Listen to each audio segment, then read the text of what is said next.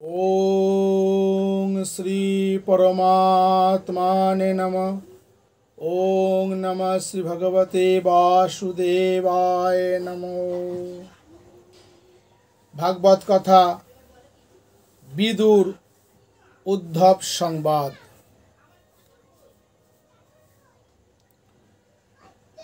ब्रह्मशापग्रस्त आसन्न मृत्यु महाराज परीक्षित सुखदेवके प्रश्न करेছিলেন যে মুমূর্ষু জীব যার কয়েকদিন পরেই মৃত্যু হবে এমন মানুষের আশু কর্তব্য কি?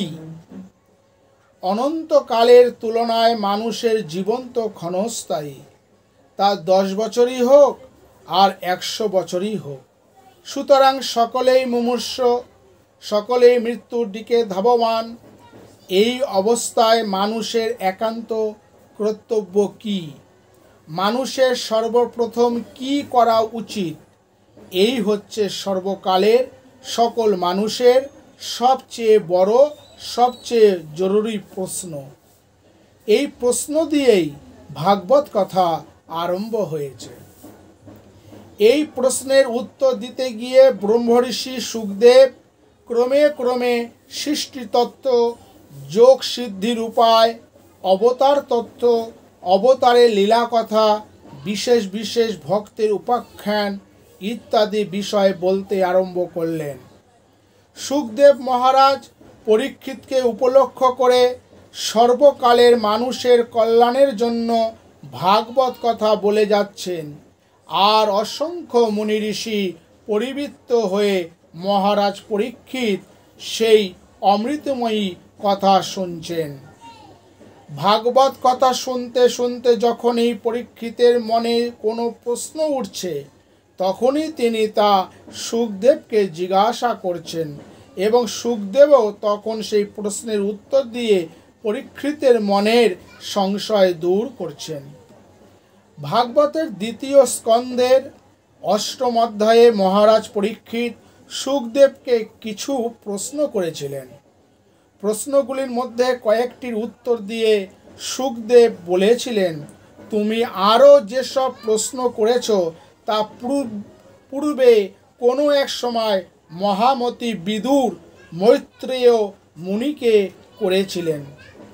পরীক্ষিতের প্রশ্নের সাথে বিদুর ও মৈত্রেয় মুনির নাম উল্লেখ করে সুখদেব যেন পরীক্ষিতের প্রশংসা করে ইঙ্গিতে বললেন যে তোমার প্রশ্নগুলি অন্তত সমীচীন এবং গুরুত্বপূর্ণ, নইলে মহাপ্রাজ্ঞ বিদুর কখনো ওইসব প্রশ্ন মহামুনি মৈত্রেয়কে করতেন না, আর মৈত্রেয় মুনিও প্রশ্নের গুরুত্ব বুঝেই সেই সব প্রশ্নে যথাযথ উত্তর দিতে ত্রুটি করেননি।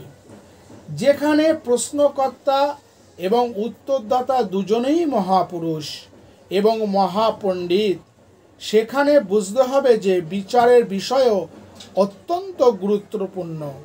তারা কখনো তুচ্ছ বিষয় নিয়ে সময় নষ্ট করেন না।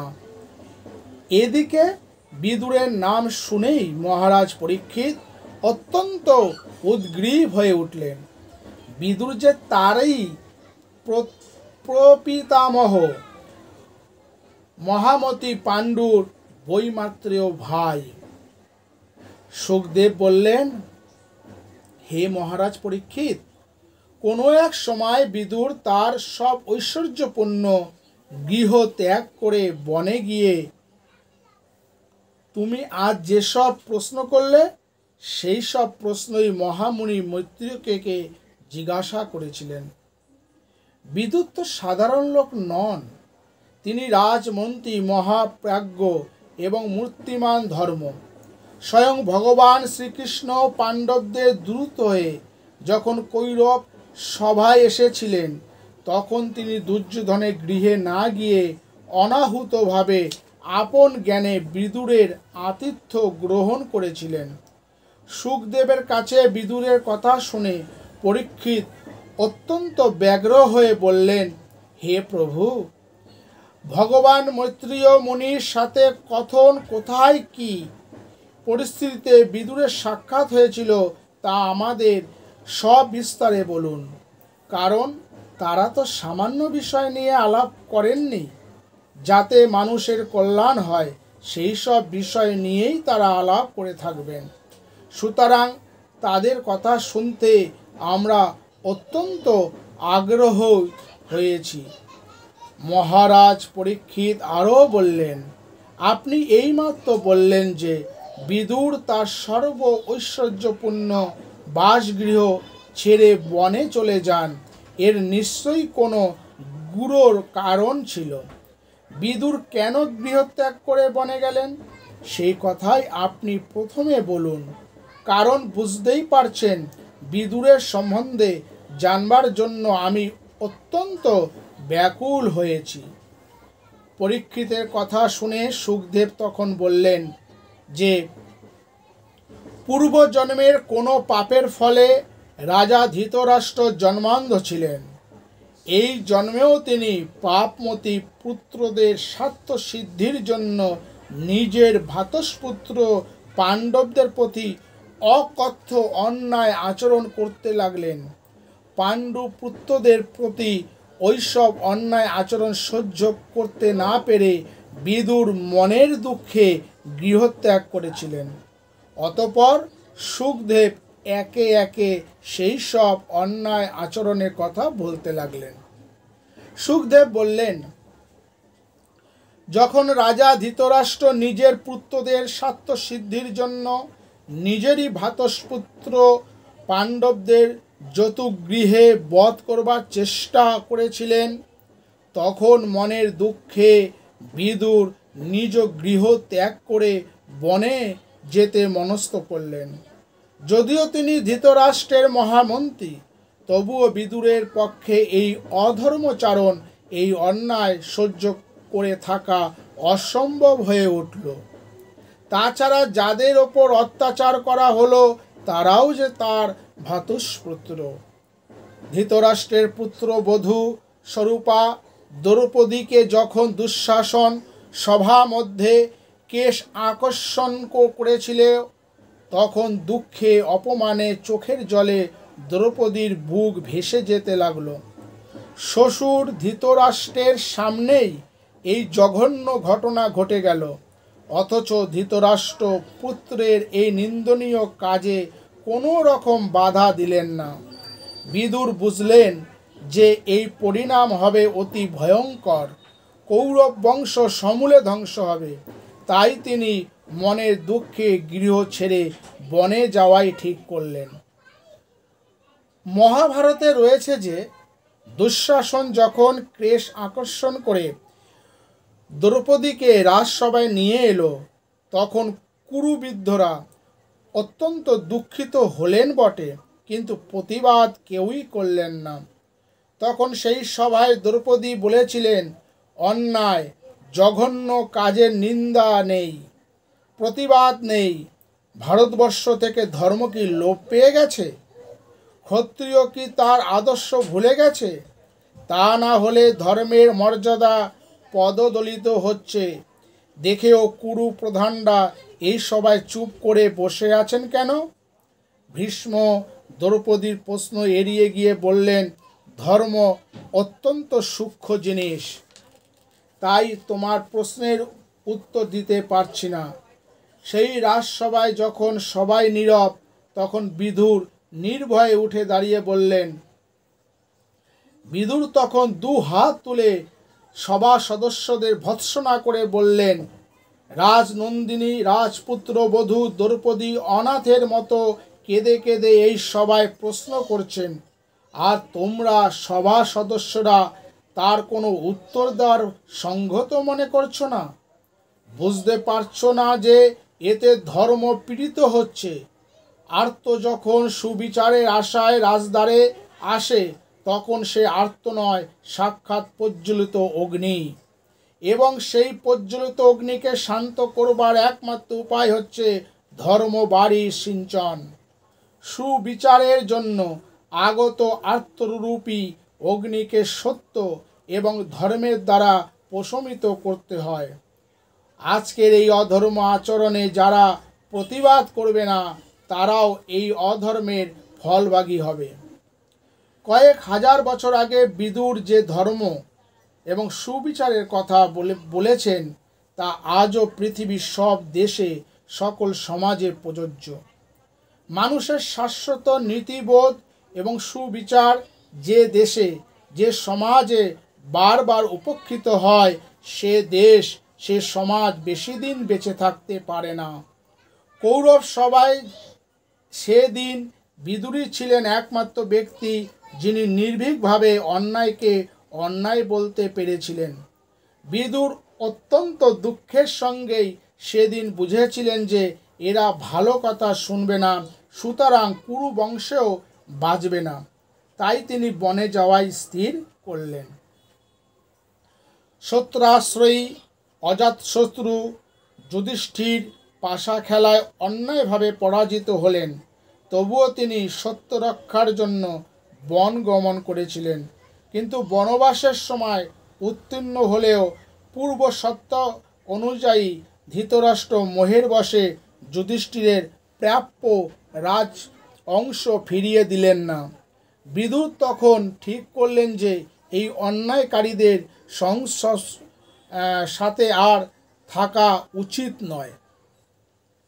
যখন সর্বজন পূজ্য শ্রীকৃষ্ণ অর্জুন কথিত প্রেরিত হয়ে কুরু রাজসভায় এসেছিলেন, তখন তিনি সকলের মঙ্গলের জন্য পাণ্ডবদের হিত রাজ্য ফিরিয়ে দিতে বলেছিলেন। শ্রীকৃষ্ণ সেই রাজসভায় যে সুপরামর্শ দিয়েছিলেন তা বিদুর, ভীষ্ম প্রভৃতি সভা সদস্যদের কাছে পরম সুখকর এবং অমৃত্যুতুল্য হিতকারী বলে মনে হলেও রাজা ধৃতরাষ্ট্র, যার পুণ্য ফল প্রায় শেষ হয়ে এসেছিল, তিনি ভগবান শ্রীকৃষ্ণের উপদেশও গ্রহণ করলেন না। ধৃতরাষ্ট্রের পুণ্য ফল প্রায় শেষ হয়ে এসেছিল বলার উদ্দেশ্য এই যে তার আর সমস্ত পূর্ণ ফল শেষ হয়েই ছিল, কেবল আরও কিছুদিন রাজ্য ভোগের পুণ্যফল অবশিষ্ট ছিল। বিদুর ভাবলেন, ভগবান শ্রীকৃষ্ণের কথাও যারা মানে না, তাদের ধ্বংসের আর দেরি কি? সুতরাং গৃহত্যাগ করে বনে যাওয়াই তিনি শ্রেয় মনে করলেন। কুরু রাজসভায় সেদিন শ্রীকৃষ্ণ ধৃতরাষ্ট্রকে সম্বোধন করে বলেছিলেন, হে ভরতনন্দন, যাতে কুরু পাণ্ডবদের শান্তি হয় এবং বীরগণের বিনাশ না হয় তার জন্য আমি প্রার্থনা করতে এসেছি। আপনাদের বংশ সকল রাজবংশের শ্রেষ্ঠ। এই মহাবংশে আপনার নিমিত্ত কোনো অন্যায় কর্ম হওয়া উচিত নয়। দুর্যোধন আপনার পুত্রগণ অশিষ্ট, মর্যাদা জ্ঞানশূন্য ও লোভী। এরা ধর্মাদি পরিহার করে নিজের শ্রেষ্ঠ আত্মীয়দের সঙ্গে নিষ্ঠুর ব্যবহার করছে। কৌরবগণের ঘোর বিপদ উপস্থিত হয়েছে, আর আপনিও যদি উপেক্ষা করেন তবে পৃথিবী ধ্বংস হবে। আপনি ইচ্ছা করলেই এই বিপদ নিবারিত হতে পারে। মহারাজ, যদি পুত্রদের শাসন করেন এবং সন্ধির জন্য যত্নবান হন, তবে এই দুই পক্ষেরই মঙ্গল হবে। পাণ্ডবগণ যদি আপনার রক্ষক হন, তবে ইন্দ্রিয় আপনাকে জয় করতে পারবে না। যে পক্ষে ভীষ্ম, দ্রোণ, কৃপ, কর্ণ প্রভৃতি আছেন, সেই পক্ষে যদি পঞ্চপাণ্ডব ও সাত্যকী যোগ দেন, তবে কোনো দুর্বুদ্ধি তাদের সঙ্গে যুদ্ধ করতে চাইবে? কৌরব ও পাণ্ডবগণ মিলিত হলে আপনি অজেয় ও পৃথিবীর অধিপতি হবেন। প্রবল রাজারাও আপনার সঙ্গে সন্ধি করবেন। পাণ্ডবগণ অথবা আপনার পুত্রগণ যুদ্ধে নিহত হলে আপনার কি সুখ হবে বলুন? পৃথিবীর সকল রাজা যুদ্ধের জন্য সমবেত হয়েছেন, তারা ক্রুদ্ধ হয়ে সৈন্য ধ্বংস করবেন। মহারাজ, এই প্রজাবর্গকে আপনি ত্রাণ করুন। আপনি প্রতিষ্ঠিত হলে এরা জীবিত থাকবে। এরা নিরপরাধ, দাতা, লজ্জাশীল, স্বজন, সদ্বংশীয় এবং পরস্পরের সুহিত। আপনি মহাভয় থেকে এদের রক্ষা করুন। এই রাজারা যারা উত্তম বসন ও মাল্য ধারণ করে এখানে সমবেত হয়েছেন, এরা ক্রোধ ও শত্রুতা ত্যাগ করে পান ভোজনে তৃপ্ত হয়ে নিরাপদে নিজ নিজ গৃহে ফিরে যান।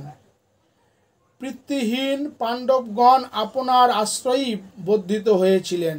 আপনি এখনও তাদের পুত্রের ন্যায় পালন করুন। সকলের কল্যাণপ্রদ কি সুন্দর নীতি ও মর্যাদাপূর্ণ কথাই সেদিন শ্রীকৃষ্ণ বলেছিলেন। তার কথা শুনলে রক্তক্ষয়ী কুরুক্ষেত্র যুদ্ধই হতো না, কিন্তু দুর্যোধন শ্রীকৃষ্ণের কথায় কর্ণপাতও করল না, বরং শ্রীকৃষ্ণকেই বন্ধন করতে চাইল। বিদুর বুঝলেন ধ্বংস উন্মুখী এদের আর রক্ষা করা যাবে না। এদিকে ধৃতরাষ্ট্রের মনে ভয় ঢুকেছে। শ্রীকৃষ্ণকে তিনি বিমুখ করেছেন, তাই পরামর্শ করবার জন্য ধর্মাত্মা অগাধ বুদ্ধি মন্ত্রী বিদুরকে ডেকে পাঠালেন। মন্ত্রণা বিষয়ে অন্তত অভিজ্ঞ বিদুরকে যখন জ্যেষ্ঠ ভ্রাতা ধৃতরাষ্ট্র ডেকে পাঠিয়ে তার কাছে সুপরামর্শ চাইলেন, তখন বিদুর যেসব অতি মঙ্গলকারী পরামর্শ দিয়েছিলেন তা এখনও মন্ত্রণা বিশারদ ব্যক্তিরা বিদুর বাক্য বলে অভিহিত করে থাকেন। রাজ্য লোলুপ দুর্যোধনের কুপরামর্শে এবং পুত্র সেনে হিতাহিত জ্ঞানশূন্য রাজা ধৃতরাষ্ট্র পাণ্ডবদের প্রতি বহু অন্যায় ব্যবহার করেছেন। তাতে তার মনে মাঝে মাঝে বিবেকের দংশন হতো। তাই একদিন তিনি পাণ্ডবদের রাজ অংশ ফিরিয়ে দেওয়ার বিষয়ে দুর্যোধনকে না জানিয়েই বিদুরের পরামর্শ চেয়েছিলেন। জিজ্ঞাসিত হয়ে বিদুর তখন 3টি শ্লোকে ধৃতরাষ্ট্রকে যে পরামর্শ দিয়েছিলেন তা এতই সমীচীন এবং ধৃতরাষ্ট্রের পক্ষে হিতকারী ছিল যে মন্ত্রী সম্প্রদায়ের কাছে এখনও বিদুরের সেই পরামর্শ বিদুর বাক্য নামে প্রসিদ্ধ হয়ে আছে। বিদুর পরামর্শ দিয়েছিলেন, অজাতশত্রু যুধিষ্ঠির আপনার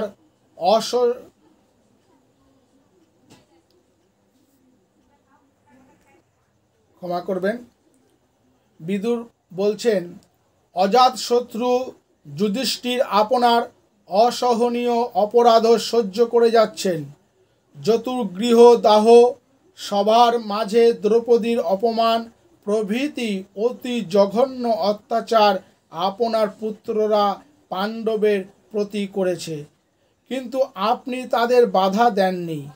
সহ্য করা যায় না এমন অপরাধ করলেও যুধিষ্ঠির কিন্তু আপনাকে কিছু বলেননি, কারণ যে সে অজাতশত্রু, কারোর প্রতি শত্রুতা করা তার স্বভাব বিরুদ্ধ। এমন যে ধার্মিক যুধিষ্ঠির, তার রাজ্য অংশ তাকে ফিরিয়ে দিন, নইলে আপনার মহা অকল্যাণ হবে। ভীমের স্বভাব এবং শক্তি আপনি তো জানেন, এবং তার জন্য ভীমকে আপনি অত্যন্ত ভয় করেন। সেই ভীম অর্জুন, নকুল ও সহদেবের সাথে আপনাদের অত্যাচারে অধীর হয়ে ক্রোধে দলিত সর্পের মতো ফুঁসছে। সুযোগ পেলেই তারা এই সব অত্যাচারের প্রতিশোধ নেবে। বিদুর হচ্ছেন মহা বিচক্ষণ মন্ত্রী।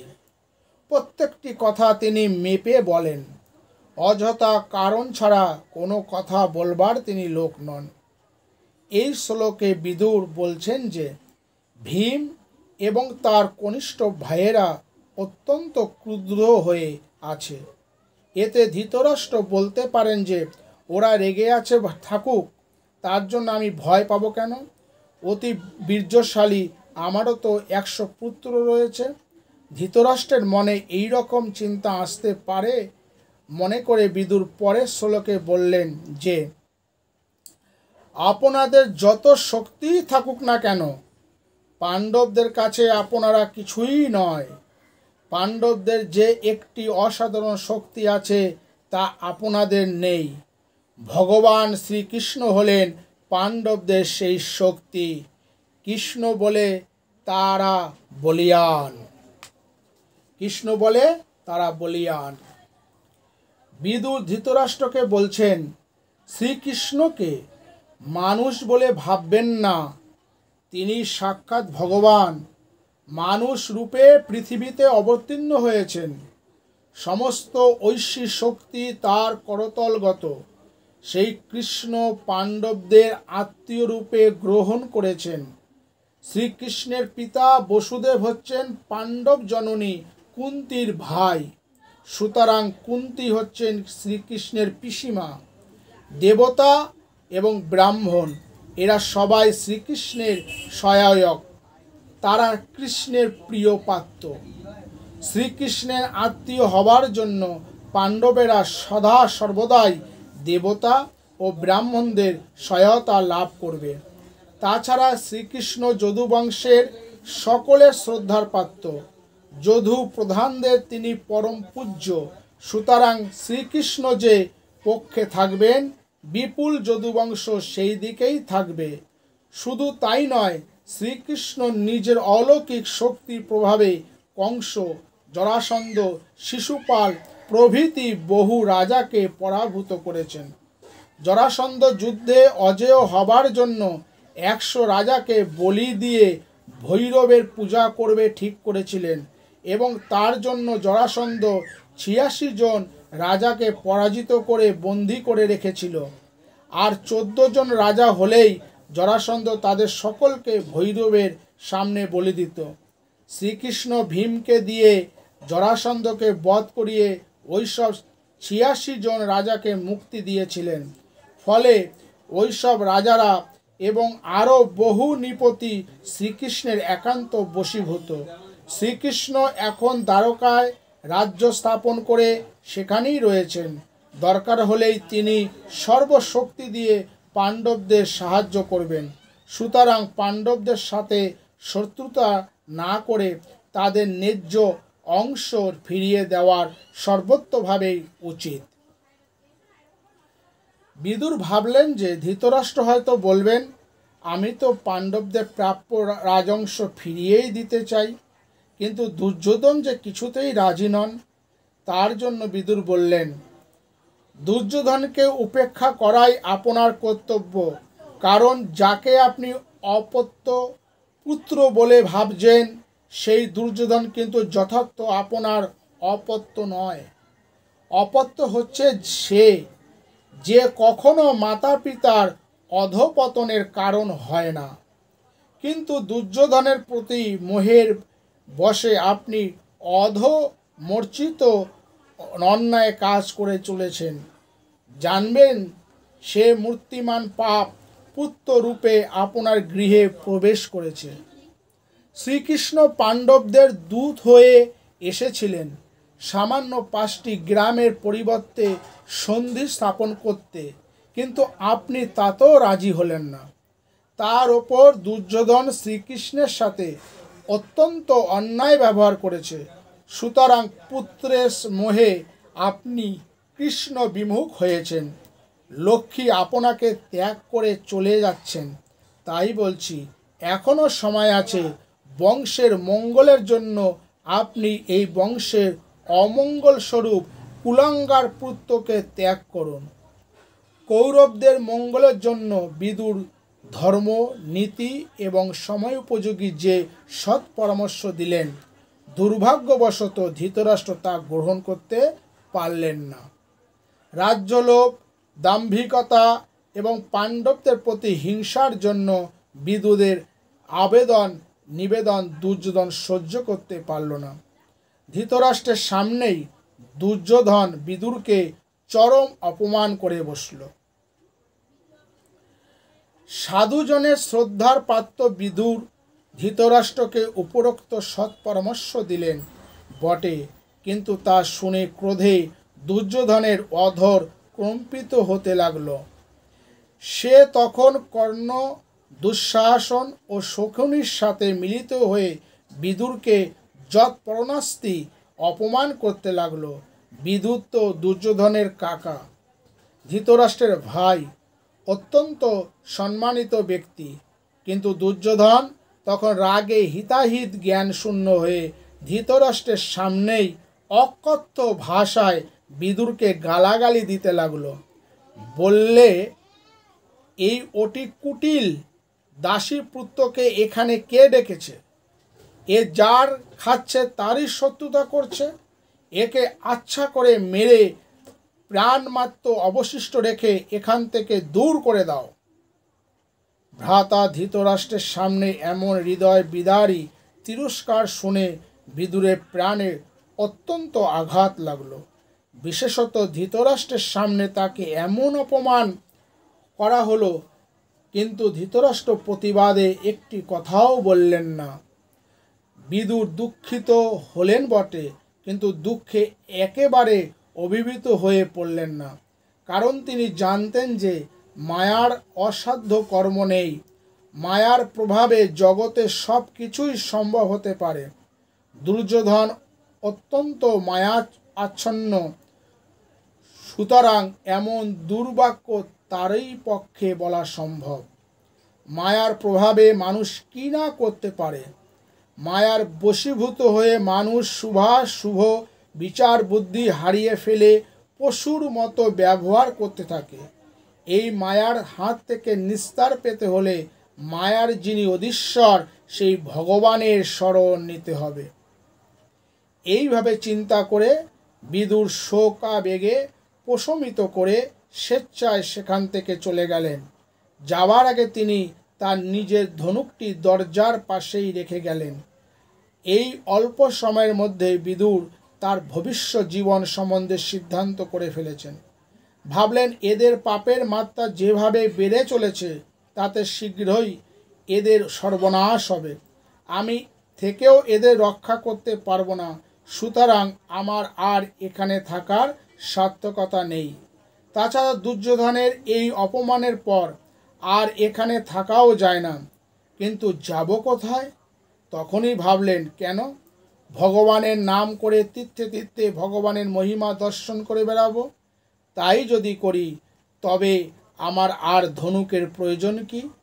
বিশেষত ধনুকটি যদি নিয়ে যাই তবে এরা ভাববে যে আমি পাণ্ডবদের সঙ্গে যোগ দেওয়ার জন্যই চলে গেছি। বিদুর তাই নিজের ধনুকটি সকলে যাতে দেখতে পায় এমন জায়গায় দরজার পাশে রেখে কৌরবদের ত্যাগ করে চলে গেলেন।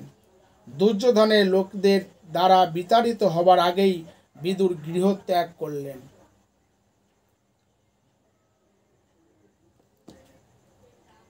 হরি ওং তৎসৎ, হরি ওং তৎসৎ। আজ বিদুর উদ্ধব সংবাদ আজ এখানে সমাপ্ত করছি। আরও বাকি আছে, ক্রমে ক্রমে আমরা শুনব। হরে কৃষ্ণ কৃষ্ণ কৃষ্ণ হরে হরে, হরে রাম রাম রাম হরে হরে।